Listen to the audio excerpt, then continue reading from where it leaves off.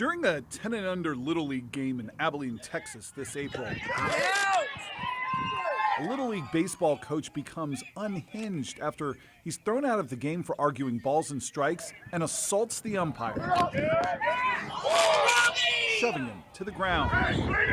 It is the latest extreme example of a youth sports industry that some believe is spiraling out of control. A lot of it has been the chase for the college athletic scholarship.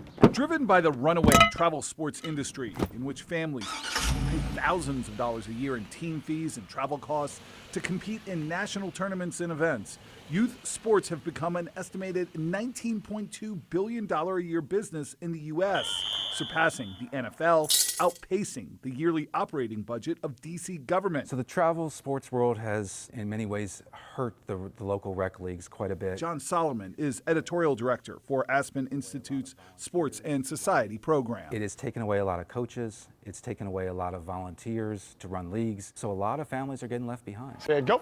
At A1 Performance Training in Ashburn, Shoot. Go. Step. Push. families pay strength and conditioning coach Greg Fenner That's not my maximum force. That is. up to $60 an hour Go. to help their sons and daughters Finish. Good. get a leg up on the competition. Don't stop and catch it. Catch it and keep going. With some parents starting their kids out with private training as young Go. as 8 years old. Through the 20. Good. Can you make it in today's youth sports world without somebody like Coach Fenner? You can, but you're automatically a step behind. You know, it's almost like we're racing 100 meters, but you get to start 20 meters ahead because this foundation has been instilled of you of not only the strength and conditioning aspect, but the skill development is what sets kids apart. Active arms. Getting a step ahead Hold. also meant moving a grade behind for Brendan Robinson, part of a growing number of young athletes Drop. Get up. Good tuck. repeating a grade in school, Drop. Get up. not for academic but athletic reasons. Drop. Get up. It's called reclassification. Why? It basically just gave me a better opportunity for sports, just like more years to train. Mom and Dad, was that a tough decision? Not for me. For her, it was a very tough decision. It took more than a year to convince Mom Sonia, who was raised by a family of educators, that holding back a straight-A student was the smart thing to do. I also wasn't sure that it would create the athletic advantage that we thought. It did. Drop. Go. Brendan started on the varsity football and basketball team Go.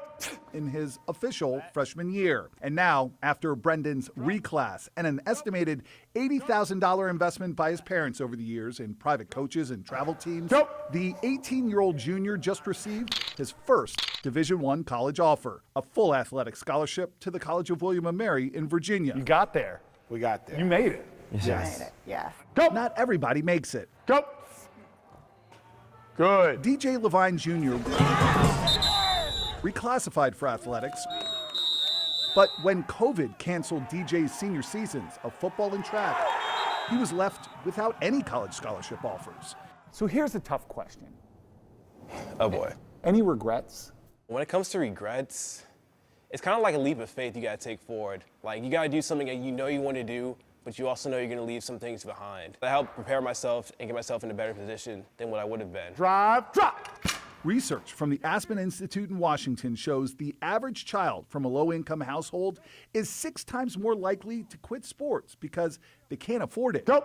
And that the majority of children from all income brackets now quit sports by age 11 because it's just not fun anymore. We actually sell, you don't want to travel. You want to play rec when you're young. Hoping to minimize the number of kids left behind by today's world of youth sports, in May, the Aspen Institute held its Project Play Summit at Audi Field to find ways to increase youth sports opportunities regardless of income or talent level. Youth sports, whether we like it or not, is sort of a big business. Speakers included former NFL great Greg Olson, now a broadcaster. What did the balance look like specifically in your life? And host of the youth sports podcast, Youth Inc. The idea of this just being a bunch of kids playing for their church or their rec league is not really what's happening anymore, and you can interpret that as being a good or a bad thing. It's up to everybody to make their own determination. Do we need to criticize or judge that high-level sports world with the private coaches, or just do a better job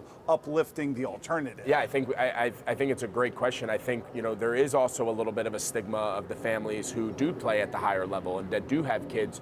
As long as the kids are who are driving the ship, there is absolutely nothing wrong. And I would actually say I think it's great for these kids to go out and see the real world and see what really is out there outside of their little town. Very nice work. Thank you, Coach. Thank you. Good job. Work, boys.